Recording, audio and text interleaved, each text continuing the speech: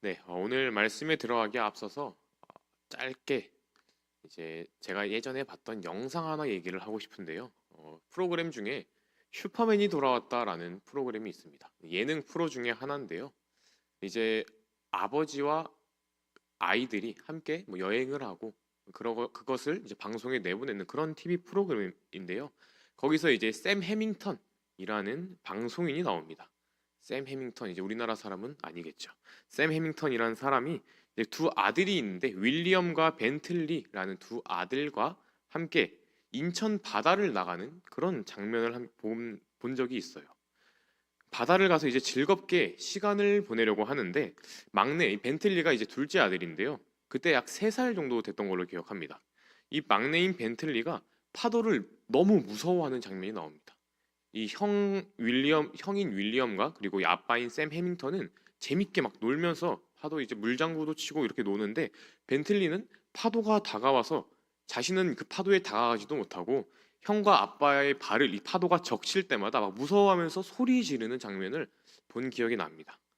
왜 벤틀리가 그렇게까지 파도를 무서워했을까요? 단순히 뭐 겁이 많아서 무서워했을까요? 사실 이때 이 벤틀리라는 아이는 바다를 처음 겪어본 아이였습니다. 뭐 그 전에 가본 적은 있지만 너무 어렸을 때라 바다에 갔던 기억은 나지 않고 자신이 이제 경험했던 그런 바다는 전혀 없이 자신이 느끼기에는 처음 바다를 갔던 아이였는데요. 그래서 파도가 치는 것도 처음 보는 거고 이 바다라는 것 자체를 처음 보다 보니까 이게 너무 낯설었던 거예요. 너무 낯설고 너무 이것을 내가 처음 보는 거다 보니까 이게 두렵고 무서웠던 것입니다. 우리에게 바다란 휴양지고 즐거운 곳이지만 그 바다를 처음 봤던 그 아기 벤틀리라는 아이는 너무나 무섭고 두려웠던 장소였던 것이죠. 이렇게 아이들은 처음 접하는 낯설고 익숙하지 않은 곳을 두렵고 무서워합니다. 그럼 장소뿐만이 아니라요. 이전에 경험하지 못했던 새로운 것을 시도하는 것 자체가 쉽지가 않습니다. 그래서 낯선 사람을 보거나 낯선 사람에게 안기면 울기도 하고 막 싫어하기도 하고 그런 것을 이제 보게 되는데요. 그래서 처음 가보는 장소도 뭐 치과나 병원 이런 곳 어떻게 아는지 처음 가는데도 불구하고 엄청 무서워하고 막 울며 불며 떼를 쓰는 그런 아이들이 많습니다. 저도 이제 이런 경험이 있는데요. 제가 아주 어렸을 때 6살이었던 걸로 기억합니다. 6살 때 저는 유치원을 가지 않았어요.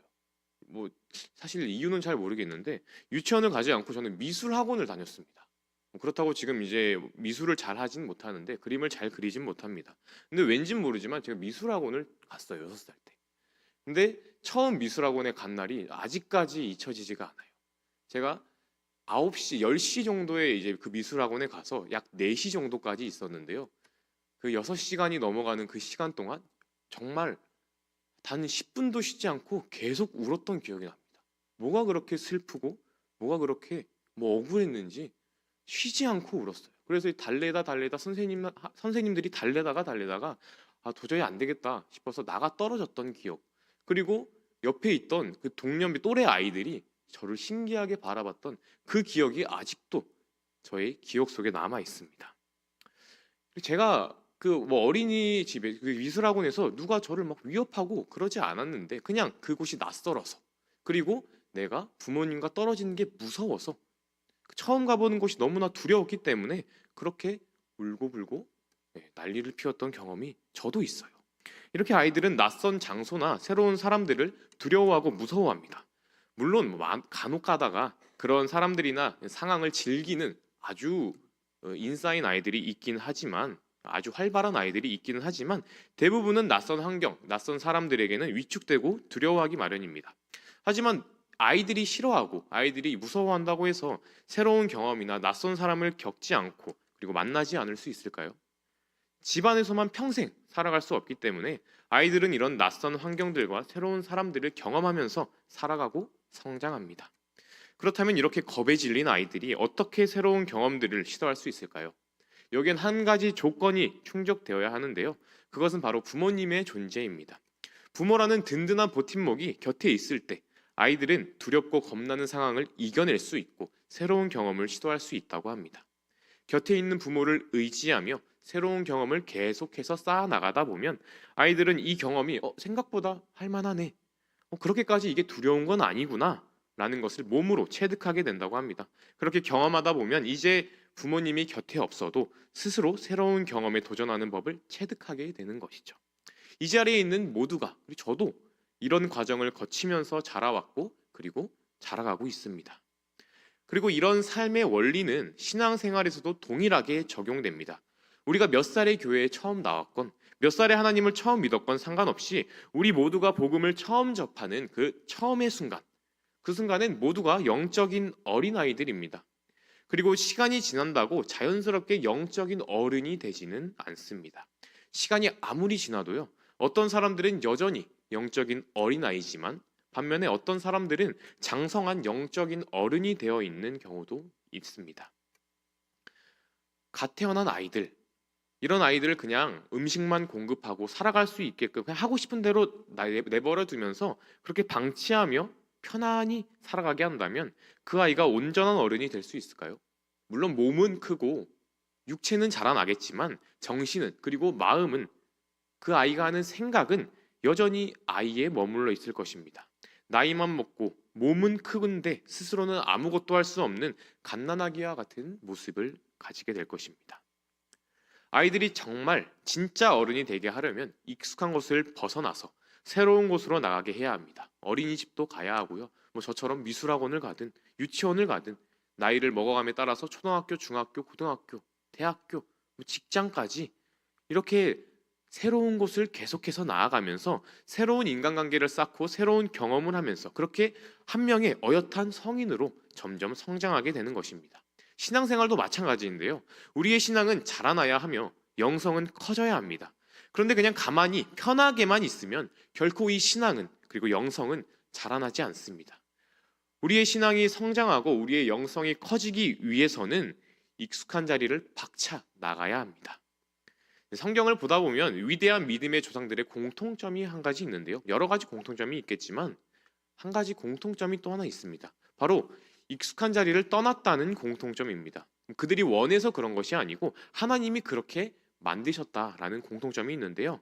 믿음의 조상 아브라함, 이 아브라함이 하나님을 처음 만난 건 75세입니다. 75세 할아버지에게 하나님은 뭐라고 말씀하시죠? 평생을 살아왔던 고향 땅을 떠나 내가 내게 명령한 그 땅으로 가라라고 말씀하십니다. 야곱도 고향을 떠나서 하란으로 갔고요. 요셉도 잘 살고 있던 땅을 떠나 애굽으로 팔려가게 됩니다.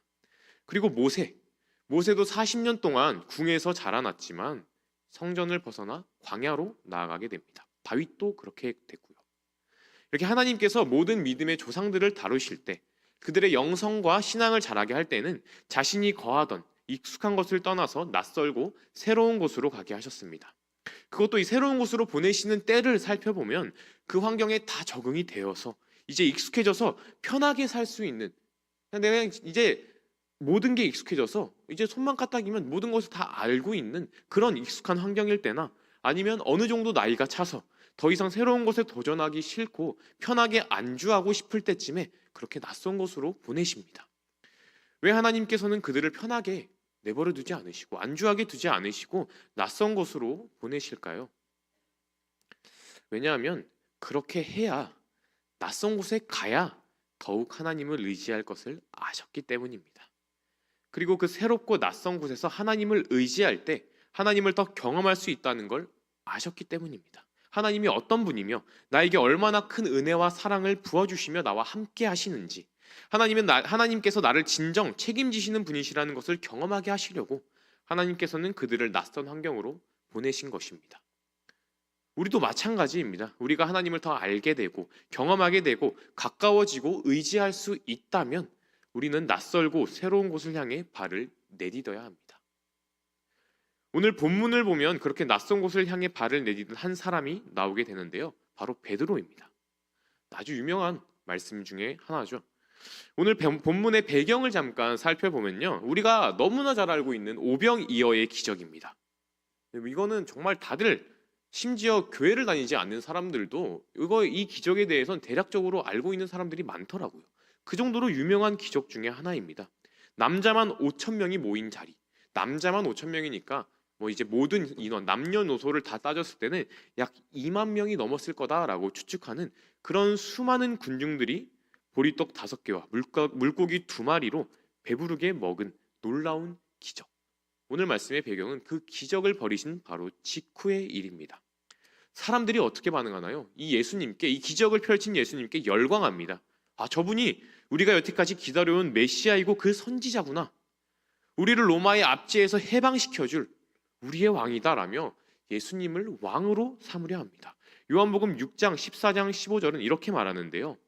그 사람들이 예수께서 행하신 이 표적을 보고 말하되 이는 참으로 세상에 오실 그 선지자라 하더라. 그러므로 예수께서 그들이 와서 자기를 억지로 붙들어 임금으로 삼으려 준 줄 아시고 다시 혼자 산으로 떠나가시니라. 아멘. 사람들이 열광하고 예수님의 제자들도 아주 의기양양했을 겁니다. 아, 우리의 스승이신 예수님께서는 정말 불가능이란 없으신 분이구나. 이분과 함께라면 우리의 모든 꿈들이, 모든 바람들이 다 이룰 수 있겠다라고 생각했을 거예요. 그때 예수님께서 어떻게 하시나요? 이 수많은 사람들을 다 흩어버리십니다. 그리고 제자들을 재촉하사 배를 타고 호수 건너편으로 가게 하십니다. 그 자리를 벗어나게 하세요. 왜 그러셨을까요? 예수님은 제자들과 백성들이 원하고 바라는 그런 신이 아닌데 이들이 잘못 알고 오해하고 있으니까 예수님께서 이들을 다 흩어버리십니다. 제자들과 이 백성들이 헛된 것에 마음을 뺏기지 않을 수 있도록 그저 나의 꿈을 이루고 내가 편하게 살 수 있는 재물을 채워주고 나의 필요를 채워주는 왕이라고 생각하는 이 마음을 고칠 수 있도록 예수님께서는 그들을 다 흩어놓으십니다. 그리고 예수님께서는 홀로 기도하기 위해 산으로 올라가시는데요. 산으로 올라가서 기도하셨을 거예요. 하나님께서 원하는 모습으로 설 수 있게 해달라고 기도하셨을 겁니다. 그렇게 예수님은 기도하러 가시고 제자들은 이제 배를 타고 건넌 마을로 가는 바로 이 상황이 오늘 말씀의 배경입니다.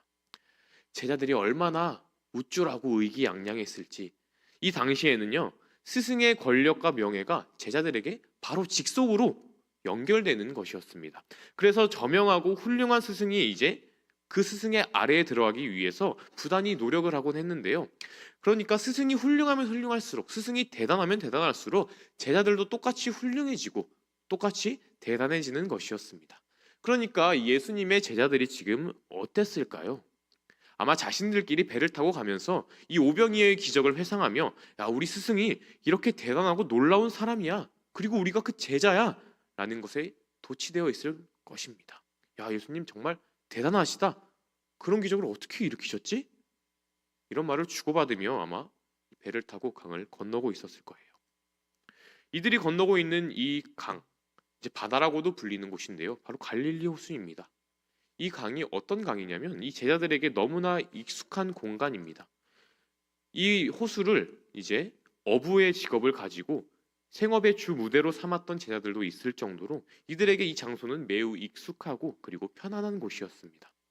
이런 익숙하고 편안한 곳을 건너서 건넌마을로 가고 있었는데 갑자기 이들에게 전혀 익숙하지 않은 낯선 상황이 발생합니다. 엄청난 풍랑, 엄청난 바람이 그들을 맞닥뜨리고요. 그들이 타고 있는 배를 집어삼킬 만한 집채만한 파도가 치기 시작합니다. 오늘 말씀 24절의 말씀입니다. 배가 이미 육지에서 술이나 떠나서 바람이 거스름으로 물결로 말미암아 고난을 당하더라. 이들이 얼마나 많이 이 호수를 가로질렀을까요? 어부였던 제자들은 과장 조금 보태서 눈 감고도 이곳을 가로지를 수 있을 정도였을 겁니다. 그런데 그런 익숙한 장소에 너무나 낯설고 너무나 두려운 바람과 파도가 찾아오기 시작합니다. 이 구절의 마지막 고난을 당하더라 라는 걸 원어로 보게 되면요, 이제 바사노스라고 하는데 이 뜻은 죽을 지경으로 어려운 시련을 뜻합니다. 일평생 겪어보지 못한 이 엄청난 바람과 파도, 죽음의 공포 가운데 이들은 돌아가지도 나아가지도 못하는 진퇴양난의 상황에 빠지게 됩니다. 24절에서는 이 수리라고 표현되어 있는 이 거리를 병행 구절인 요한복음 6장 19절에서는 이렇게 말합니다. 제자들이 노를 저어 시별이를 가다가 예수께서 바다 위로 걸어 배에 가까이 오심을 보고 두려워하거늘. 시별이, 시별이라고 하면 약 4km에서 5km 정도 되는 거리죠. 이 갈릴리 호수가 이 동서간의 길이가 약 10km에서 12km 정도 됩니다. 그러니 시별이를 갔다라는 건 딱 이 호수의 절반이다라는 말입니다. 절반. 돌아가기도 애매하고 다시 나아가기도 애매한 그런 아주 어려운 상황에 한복판에 지금 갇혀 있는 상황인 것입니다. 더군다나 여러분 지금 시간이 어떤 시간이냐면요. 밤 사경입니다. 밤 사경. 이거 우리나라 시간으로 환산하면 새벽 3시에서 6시 조금 더 뭐 이제 축소하면 4, 5시 정도 됐겠죠. 4, 5시. 이때 이제 밖에 한번 나가보신 경험들이 한 번씩은 다들 있으실 텐데 이때 나가게 되면 해가 뜨기 바로 직전입니다. 해가 뜨기 바로 직전은 가장 어두운 시간이죠. 가장 어둡고 가장 추운 시간입니다. 이런 가장 어둡고 추운 시간에 강 한복판에서 내가 만나본 적 없는 커다란 파도와 강한 바람을 맞닥뜨린 거예요. 죽을 정도로 어려운 시련, 고난을 당하더라. 꼼짝없이 이제 죽기 일보 직전인 상황입니다. 배는 금방이라도 뒤집을 듯 흔들리고 있고요. 앞은 보이지도 않아요. 얼마나 무서울까요, 이들이? 이렇게 무서운 상황 가운데 우리가 한 가지 이해되지 않는 것이 하나 있습니다. 지금 이 낯설고 두려운 상황을 허락하신 분이 누구십니까? 배를 타고 건넌 마을로 가라고 재촉하신 분이 누구시죠? 바로 예수님입니다. 예수님께서 과연 이런 상황이 일어나실 줄 모르셨을까요? 아니요, 당연히 알고 계셨을 겁니다. 당연히 알고 계셨으면서도 본인은 이제 타지도 않으시고 본인은 그 자리에 있지도 않았어요. 산으로 기도하러 가시고 제자들만 이 배에 태워서 보내신 거예요. 이런 상황을 이제 예수님께서 만드신 건 아니지만 허락하신 것이죠. 왜 허락하셨을까요? 이런 고난과 이런 무서운 상황을 예수님께서 허락하신 이유가 무엇일까요? 바로 이 제자들이 정말 예수님을 바로 알고 예수님을 경험하도록 하기 위해서였습니다. 제자들은 아직 예수님을 아는 지식이 부족했습니다. 예수님을 제대로 알지 못했어요. 그러니 오병이어의 기적을 맞닥뜨리고 우리의 꿈과 바람을 이뤄줄 왕이다. 저분이 우리의 왕이시구나 라고 예수님을 왕으로 함께 추대하려고 합니다. 예수님을 제대로 알지 못했기 때문에 그랬겠죠. 그렇기 때문에 예수님을 향한 온전하고 순전한 믿음도 없었습니다. 그렇기 때문에 이 사건을 통해서 예수님께서는 스스로가 누구신지 경험을 통해서 그들에게 알려주고자 제자들에게 이런 상황을, 고난을 허락하셨습니다. 여러분, 우리 인생 가운데도 여러 고난과 어려움이 찾아올 겁니다. 그렇다면 이제 찾아온 그 고난에 대한 해석이 중요한데요. 상황보다 중요한 것이 바로 이 해석입니다. 이 상황을 어떻게 해석하느냐? 우리가 진짜 하나님이 우리를 사랑하시는 것을, 함께 하시는 것을 확신한다면 우리가 고난 속에 있을 때 예수님께서, 하나님께서도 우리와 함께 하십니다. 그렇다면 왜 이 환경을 바로 해결해 주지 않으시고 바로 극복시켜 주지 않으시고 허락하시는 것일까?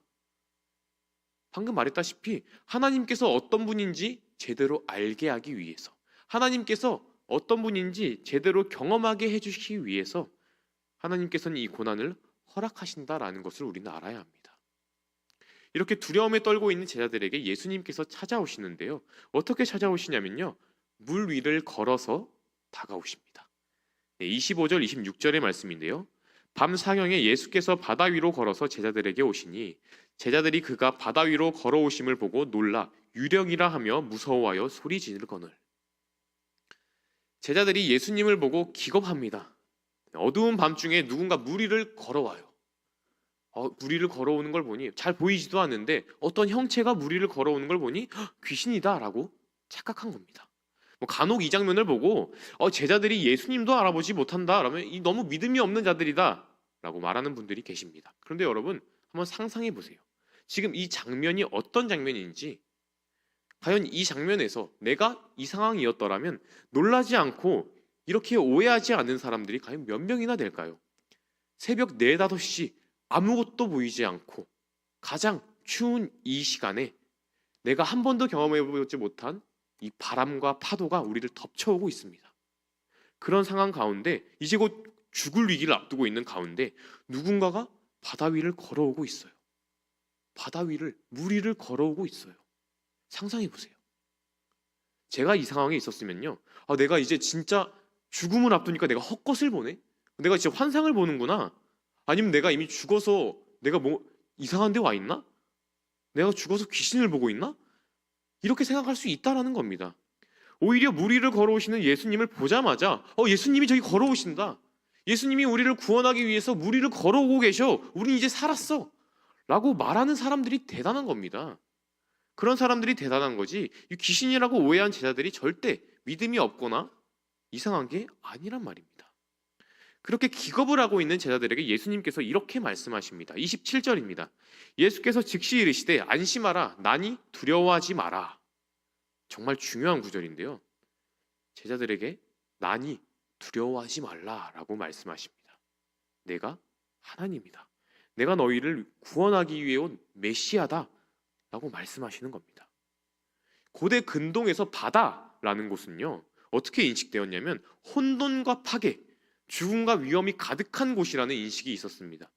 그래서 이 바다를 다스리는 신은요, 가장 최고의 신, 가장 위대한 신으로 이때 당시의 사람들은 이 바다를 다스리는 신을 그렇게 섬겼습니다.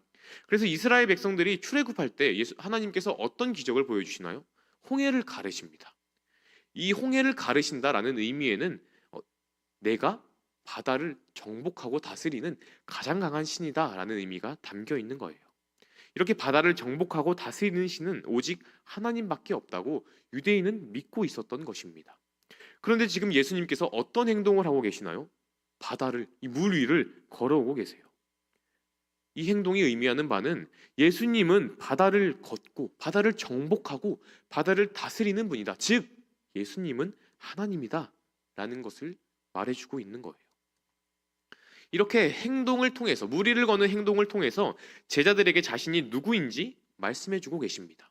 예수님이 바로 하나님이라는 것을요.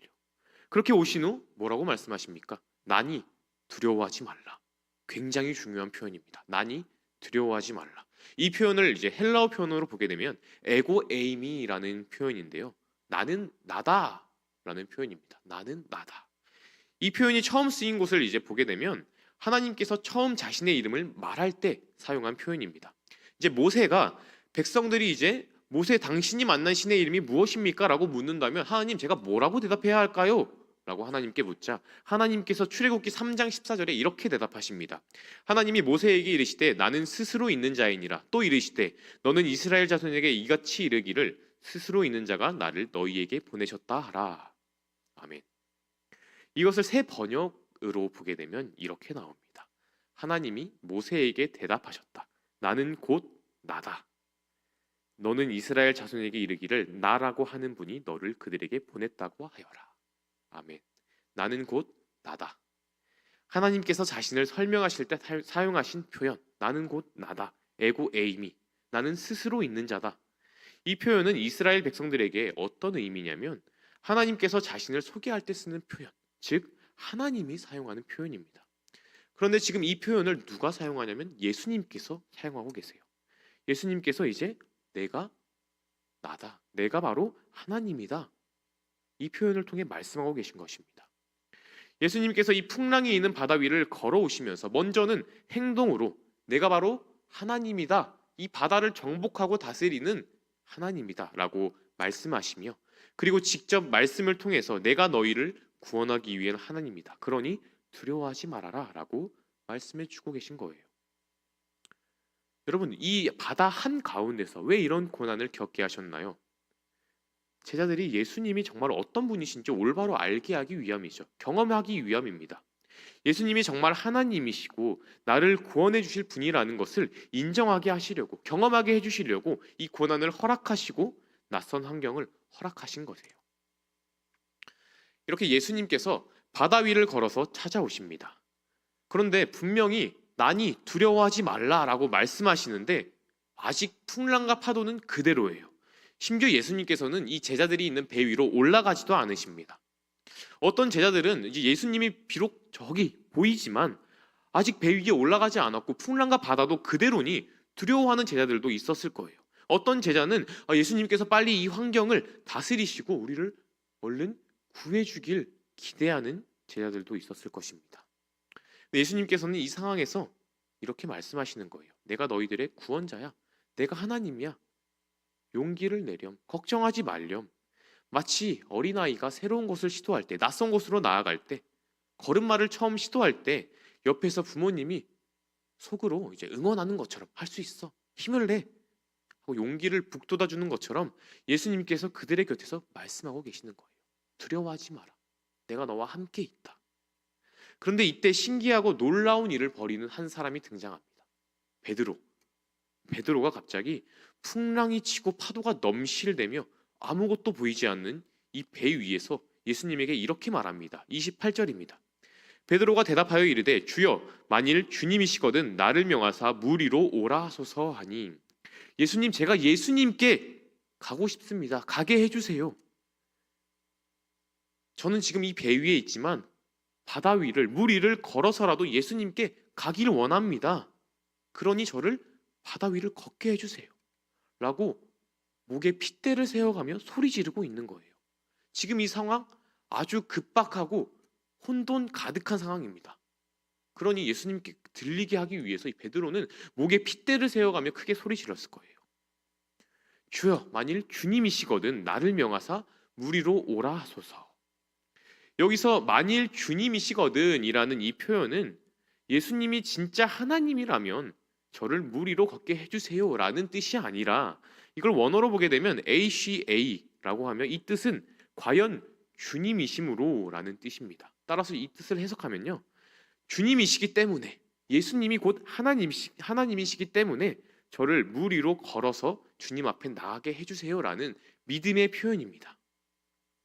가장 캄캄한 밤바다, 집채만한 파도와 성난 바람으로 인해 내 한 몸 지탱하기도 힘든 이런 무시무시한 환경 속에서 베드로가 예수님을 향해 외치는 거예요. 예수님, 내가 예수님께서 지금 있는 그 자리로 가길 원합니다. 그 자리를 가기 위해서 내가 물 위를 걷길 원해요. 여러분, 물 위를 걷는다. 얼마나 어이가 없고 말도 안 되는 일입니까? 지금 이렇게 과학이 엄청나게 발달한 지금으로도 상상도 하기 어려운 일입니다.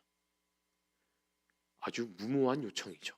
근데 베드로가 왜 이런 무모한 행동을 하려고 하는 것일까요? 간단합니다. 설마 진짜 내가 이 기회를 틈타서 내가 물 위 한번 걸어봐야겠다 이런 마음으로 예수님께 왜 이렇게 말했을까요? 아니죠. 예수님께 정말 가고 싶은 마음에 예수님의 옆에 그 자리로 가고 싶은 그 목표 때문에 베드로를 이런 무모한 행동을 할 수 있게끔 만들어 주시는 거예요. 베드로의 목표는 물 위에 계신 예수님께 더 가까이 가는 것이었어요. 배 안에서는 예수님께 갈 수 있는 거리가 한정되어 있기 때문에 배를 벗어나면 내가 예수님께 더 가까이 갈 수 있으니 내가 배를 벗어나서 물 위를 걸어 예수님께 가야겠다. 이런 베드로의 행동을 어쩌면 예수님께서 기다리고 바라고 계셨을지도 모르겠습니다. 왜냐하면 예수님께서 물 위를 걸어오시며 충분히 이 배에 오르실 수 있는데 그럼에도 불구하고 배에서 조금 떨어진 곳에서 제자들에게 난이 두려워하지 말라라고 말씀하시며 안심시키고만 있어요. 마치 무언가 기다리는 사람처럼 풍랑과 파도를 잠재우시지도 않고요. 조금 떨어진 곳에서 제자들을 그냥 안심시키고만 있습니다. 이런 예수님의 기다림에 베드로는 반응합니다. 예수님, 제가 거기로 가겠습니다.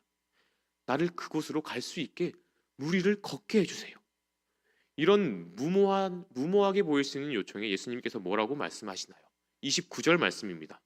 오라 하시니 베드로가 배에서 내려 물 위로 걸어서 예수께로 가되. 베드로가 배에서 내려 그 무시무시한 바다를 향해 자기의 발을 내딛기 시작합니다.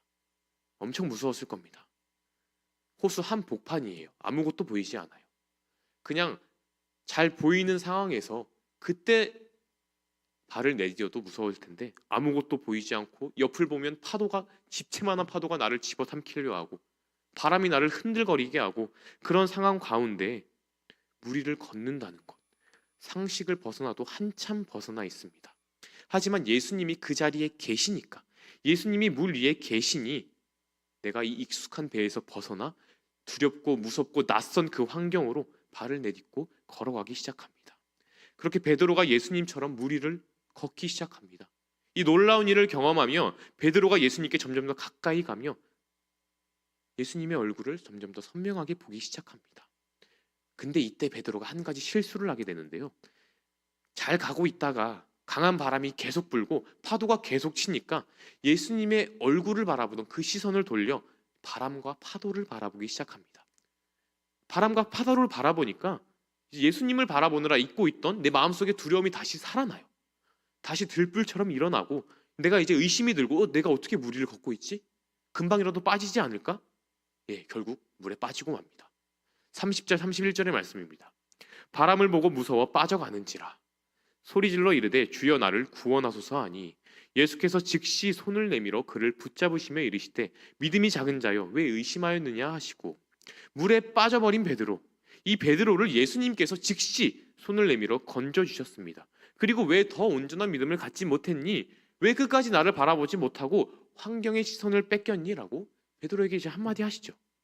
그런데 여러분, 이 장면을 보고 오해하시면 안 되는 게 이 부분만 보고 베드로는 믿음이 적은 자구나 이렇게 말하는 분들이 간혹 계시는데 전혀 그렇지 않습니다. 믿음이 적은 자가, 믿음이 없는 사람이 어떻게 이런 무시무시한 환경 가운데 바다로 뛰어들어서 걸을 생각을 할 수 있었겠습니까? 예수님께서도 베드로가 이 환경을 바라보고 온전히 예수님을 바라보지 못한 그것을 질책했던 것이지 물 위를 걸은 그 베드로의 그 모습을 질책하신 것이 아니에요. 그렇다면 이 베드로의 행동이 과연 무모한 행동이었을까요? 결국 물에도 빠지고 예수님께 한 소리도 들었으니까 괜한 짓 했네. 베드로가 과연 괜한 짓을 한 것일까요? 여러분, 우리는 이 베드로가 물에 빠진 것을 주목할 것이 아니라 그 뒤를 주목하길 원합니다. 베드로는 물에 빠졌지만 제자들 중 유일하게 살아계신 예수님의 손에 붙들려 구원을 경험하게 됩니다. 즉시 손을 내밀어 그 물 가운데 빠져있는 베드로의 목숨을 구해주신 예수님의 구원을 직접 경험하게 됩니다. 그리고 누구도 경험하지 못한 이 물 위를 걷는 경험을 예수님과 함께 하게 됩니다. 예수님께 더 가까이 가기 위해서 그가 했던 이 결단과 도전은 이 세상 누구도 해보지 못한 경험을 하게 만들어 주었고요. 베드로와 예수님만의 아주 특별한 경험이자 추억이 되었습니다. 누구도 갖지 못한 이 경험, 베드로는 아마 평생 이 기억을 떠올리며 흔들리는 믿음을 굳세게 붙잡는 열쇠로 삼지 않았을까요? 그리고 이 경험을 바탕으로 예수님의 구원을 확신하게 되고 어떤 고난 속에서도 예수님께 시선을 맞춰야 한다는 것을 분명 깨달았을 겁니다. 그렇다면 여러분, 물에 빠지긴 했지만 배에서 내려 예수님께로 갔던 이 베드로가 무모하고 안타까운 자일까요? 아니면 배에 앉아서 두려움에 떨고 있던 제자들이 불쌍한 자일까요? 베드로의 이 무모해 보인 이 선택이 조금 더 멋진 선택이 아닐까요? 네, 오늘날 우리들도 마찬가지입니다. 우리도 지금 우리가 안주하고 있는 이 배 위의 자리, 여러분들이 각자 안주하고 있는 이 자리 가운데 그냥 익숙한 이 자리를 떠나지 않으려고 하실 수도 있어요. 적당히 신앙생활하면서 적당히 예수님을 알아가는 그 자리에 우리가 안주하고 있을지도 모릅니다. 그런데요, 우리는 그 적당히 편하게 안주하는 그 자리에서 뛰어내려야 합니다. 벗어나야 합니다. 예수님께 더 가까이 나아가기를 사모해야 하고 예수님을 더 잘 알아가고 예수님을 더 가깝게 경험할 수 있는 자리라면 그 자리가 낯설고 두렵고 무서운 자리일지라도 그 자리를 향해 나아가야 하는 겁니다. 베드로가 익숙한 배라는 곳에서 내려서 예수님께 나아갔던 것처럼 익숙한 자리를 박차고 나가야 하는 거예요. 물론 여러분, 이 익숙한 자리를 박차고 나가라는 말, 낯설고 불편한 자리로 나가라는 말을 오해하지는 마셨으면 좋겠습니다. 새로운 교회로 가라, 새로운 선교지로 나가라, 잘 다니고 있는 직장을 때려치고 새로운 직장을 가라, 절대 이런 말이 아닙니다. 낯선 현장으로 나가라 라는 이 말은요, 주님께 내가 순종하지 못하고 있는 영역들, 내가 이걸 해야 되는데 알면서도 하지 않고 안주하고 있는 그 자리를 박차고 나아가라는 말입니다. 나 이거 해야 되는데 아니야, 이 정도면 됐지 라고 안주하고 있는 그 자리, 그 자리를 우리는 오늘 박차고 나가야 됩니다. 그리고 예수님이 나에게 정말로 요구하시고 원하시는 그 자리에 서서 순종하는 사람, 헌신하는 사람이 되라는 말입니다. 여러 가지 영역이 있을 수 있어요. 누군가에는 기도의 자리를 사수하는 것이 될 수도 있겠고, 누군가에게는 내가 정말 지키기 어려운 헌금 생활을 지키는 것이 될 수도 있습니다. 화를 잘 참지 못하는 사람이라면 분노를 참아내는 자리가 그 자리가 될 수도 있겠고요. 반복적으로 짓는 죄가 있다면 그 죄를 내가 끊어내기 위해 노력하는 자리, 그 자리가 될 수도 있습니다. 어떤 사람에게는 교회 봉사의 일이 될 수도 있겠고, 용서하지 못하는 사람을 용서하는 일이 될 수도 있습니다. 그리고 나의 삶의 현장에서 사람들에게 더 친절해지고 더 나누고 더 베푸는 삶을 살아가는 자리가 될 수도 있겠고요. 그게 어떤 일이든 우리가 하지 않고 고집 부리고 있던 그런 자리, 하나님 난 이것도 하니까 저건 내가 안 해도 되잖아요. 다른 사람 하면 되잖아요. 저건 내 일이 아니잖아요. 라면서 내가 해야 하는 것을 알지만 애써 외면했던 그 자리, 그 자리로 우리는 더 박차고 나아가야 한다는 것입니다. 이 수많은 영역들, 기도, 용서, 인내, 화평, 섬김, 봉사, 이런 수많은 영역들, 우리가 순종하지 못하고 있는 영역들일 수도 있습니다. 다 낯설 수도 있어요. 근데 부끄럽지만 사실 이 영역들은 저도 낯선 영역들이 너무나 많습니다. 날마다 전심으로 나라와 교회를 위해, 성도님들을 위해 기도하지 못했던 것, 교회에서 정말 열심히 봉사하지 못하고 나를 미워하는 사람을 용서하고 사랑하지 못했던 것, 그리고 나의 것을 포기하고 나눠주고 섬기지 못했던 것, 주변 사람들에게 더 친절히 대하지 못하고 더 베풀지 못했던 것, 전도하지 못했던 것, 네, 다 낯설지만 내가 해야 하는 것을 알고 있지만 두렵고 하기 싫어서 내가 하지 못했던 그런 일들, 그런 자리로 우리는 나아가야 합니다. 그 자리에 서야 합니다. 왜 그 자리에 서야 하고 왜 그 자리로 나아가야 할까요? 간단합니다. 이미 그 자리에 예수님이 계시기 때문이에요. 예수님께서 그 자리에 서서 우리에게 일로 오라고 말씀하시기 때문이에요. 오늘 말씀에 예수님께서는요, 배 안으로 들어오지 않으셨어요. 물 위에 서 계셨습니다. 그리고 베드로에게 말씀하시죠. 오라. 예수님을 더 알아가고 예수님을 더 경험할 수 있는 그 자리는 바로 예수님께서 오라 하시는 그 자리입니다. 그리고 예수님께서는요, 그렇게 그 자리로 나온 우리를 절대 혼자 일하게 두지 않으세요.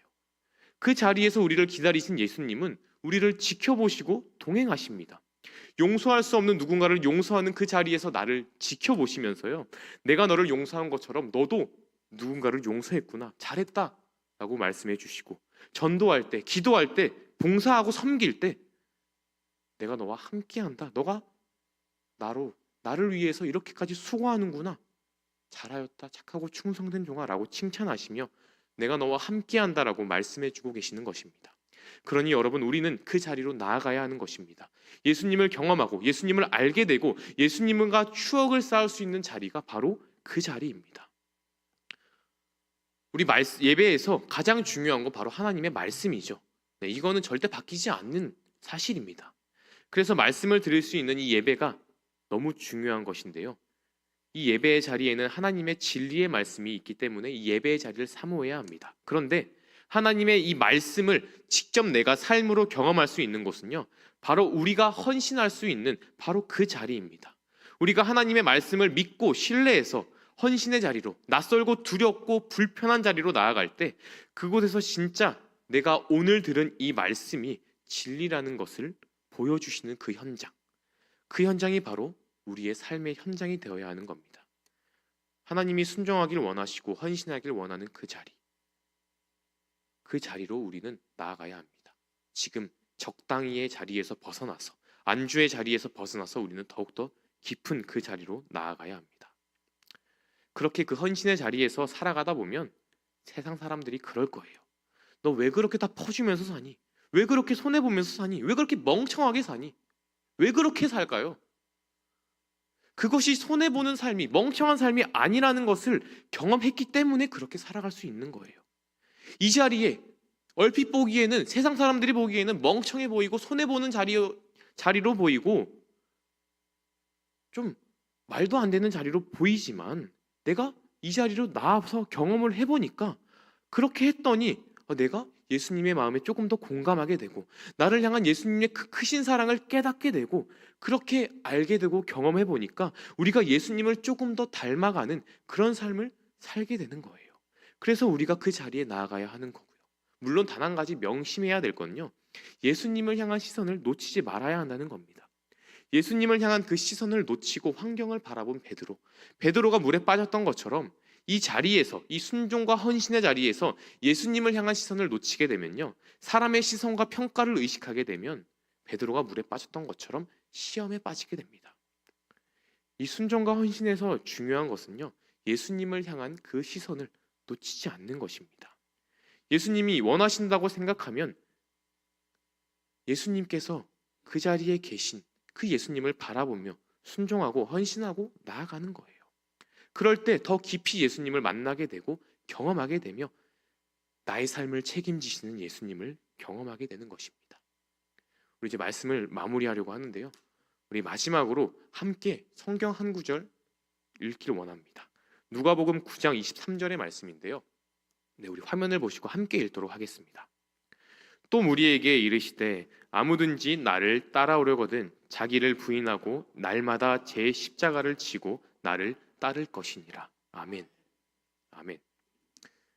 신앙생활이 편하신가요? 아무런 장애물이 없으신가요? 이제 다 익숙해져서 좀 뻔하신가요? 그렇다면 오늘 이 시간 그 익숙하고 편한 뻔한 그 자리를 벗어나시길 바랍니다. 신앙생활은요, 물론 즐거울 수 있고 재미있고 기쁠 수 있어요. 그런데 단지 편한 자리는 아닙니다. 이 신앙생활은요, 오히려 좁은 길, 고난의 길, 십자가의 길이라고 말씀은 말하고 있어요. 나를 부인하고 나를 부정하며 내가 원하고 내가 바라는 그 모든 것들을 다 버리고 십자가를 지고 나를 앞서가신 그 예수님을 따라 걷는 길이 바로 신앙생활의 길입니다. 그 길이 고난 가득한 길일지라도, 고통 가득한 길일지라도 나와 함께 걸으시는 주님을 바라보며 묵묵히 걸어가는 길, 그렇게 두렵고 낯선 길을 걸어갈 때 나를 사랑한다 말하시고 나를 위로하시는 예수님으로 새 힘을 얻는 길, 그게 우리가 걸어가야 할 신앙의 여정이며 그리스도인의 삶의 모습인 줄 믿습니다. 오늘 우리 말씀의 베드로와 같이 익숙한 배에서 내려서 예수님께 나아가는, 나를 부정하며 십자가를 지고 나아가는 모두가 되시기를 진심으로 기도하고 축복합니다. 제가 기도하겠습니다.